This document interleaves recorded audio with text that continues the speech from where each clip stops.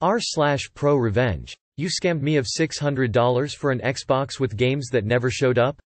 Let's humiliate you for your entire family and close friends to see. Story by xychonaut.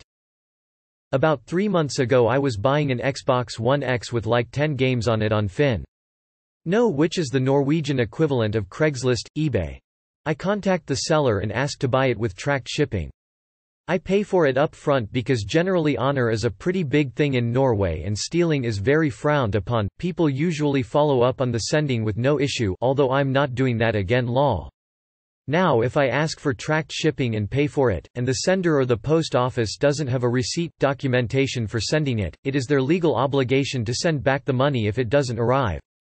So I try to contact him and he says it's just a bit delayed. A few more weeks go by and nothing, and he stops answering my messages. I tell him about the legal stuff and he continues to ignore me. A week later I message his parents and GF on Facebook with screenshots of both the conversation and the transaction. He then messages me and says he'll send me the money when he gets paid in 2 weeks. 2 weeks go by and surprise, no payment and no response to my messages. I then contact about 10 people from his Instagram with the story and screenshots and saying he's not responding to me. I am not bothered to go through the police cause that would take forever. I am relying on the honor culture that he'll be socially pressured into returning the money. He says he needs another 2 weeks to pay me back. I check his Facebook again and see that he just bought a brand new mountain bike for around $1,000, which infuriated me. A woman responds saying she'd ask him about it via text. He says to her that he never got the money, so I sent a screen cap of the transaction and him saying he received the money and sent the package, so her and I caught him in a lie. He then responds to my original text saying that he was gonna pay me back, but now that I have told people about it, he doesn't want to. And he says it's illegal for me to message his friends and takes the moral high road after scamming me for $600. This guy. Right? I read up on the laws and this kind of social pressuring isn't illegal or punishable here. He stops responding to me again, so now I message 30 people via his Facebook and Instagram to his family and friends. I get a lot of responses and a lot of people taking my side of this. He must have gotten bombarded with questions and messages, as he messages me an hour later saying he'll pay me back, just get the messages to stop.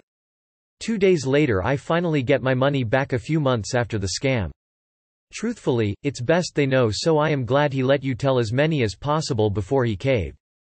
Good job on your patience and willingness to escalate slowly. That to me is the pro part. If you had just spam mailed everyone on his list at once he might have just convinced everyone that you were out to get him, but the slow build made him wonder what was next. Agreed, brilliantly done sir. I like that you kept the revenge reasonable and in proportion to what he'd done. Also, clever use of peer pressure. Well executed. Great insight to Norwegian problem-solving techniques in social conflicts. Thanks for sharing this. This was a great way to get your money back. I love the slow burn, just slowly crank up the pressure until the idiot is in way too deep. Bravo sir.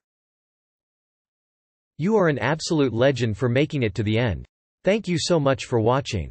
If you enjoyed, please hit that like button. And if you can't get enough, consider subscribing. See you around.